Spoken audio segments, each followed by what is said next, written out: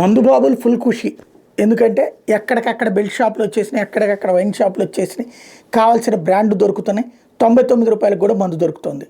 అదే సందర్భంలో వీటి వలన ఇంటికి రూపాయి తేవడం మానేసి మొత్తం తాగి పారబోస్తున్నాడు అన్నటువంటి ఆయా భార్యల యొక్క ఆందోళన పెరుగుతోంది. అదే సందర్భంలో ఆ డబ్బులు లేకపోవడంతో పాటుగా ప్రభుత్వం ఇచ్చే డబ్బులు లేక ఆయా మహిళల్లో వస్తున్న ఆవేదన కనబడుతుంది.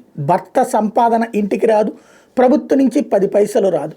దీంతో నడి రోడ్డు మీద కూర్చుని మళ్ళీ పాత రోజుల్లోకి మళ్ళీ కూలి పనులు, ఇతర పనులు ఎక్కువసేపు చేసి తక్కువ జీతం ఇచ్చినా, తక్కువ పైసలు ఇచ్చినా పని చేసుకునే స్థితికి మహిళలు వస్తున్నారు. ఇదంతా ఒక ఎత్తు అయితే, ఇప్పుడు లాటరీ, ఆన్లైన్ గేమింగ్ అనేటటువంటి రెండింటినీ కూడా రాష్ట్ర ప్రభుత్వం అనుమతించబోతోంది అంటూ వైఎస్ఆర్ కాంగ్రెస్ పార్టీ చేస్తున్న ఆరోపణలో వాస్తవం ఏంటో ఇంతవరకు ప్రభుత్వం అధికారికంగా చెప్పట్లేదు.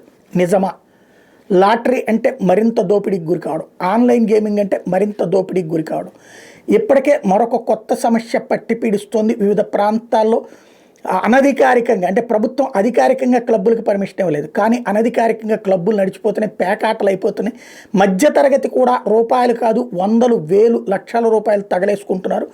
ఆ మధ్యన స్వయంగా ఇదే విషయానికి సంబంధించి ఏది పేకాట క్లబ్బుల వాళ్లే కోర్టుకు వెళ్ళి మరి మేము ఆడేదాన్ని ఆపడానికి వీళ్ళెవరంటూ పోలీసుల మీద కేసులు వేసి తద్వారా స్టేలు తెచ్చుకుని ఆడుకుంటున్నటువంటి కూడా సాగుతున్నది. కోర్టులకు వీళ్ళు ఆడే జూదం గురించి పోలీసులు చెప్పరు, చెప్పినా సాక్ష్యం ఏదంటారు.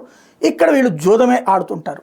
ఇట్లాగా వరుసపెట్టి ఈ కోణాలని యాక్సెప్ట్ చేస్తున్న సమాజం.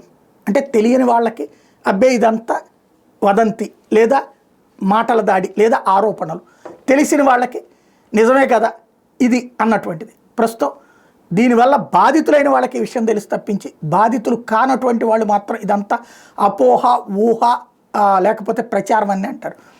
అది పక్కన పెడితే లాటరీ, ఆన్లైన్ గేమింగ్, దీని మీద ప్రభుత్వం ఏం చేస్తుంది తెలియాల్సి ఉంది.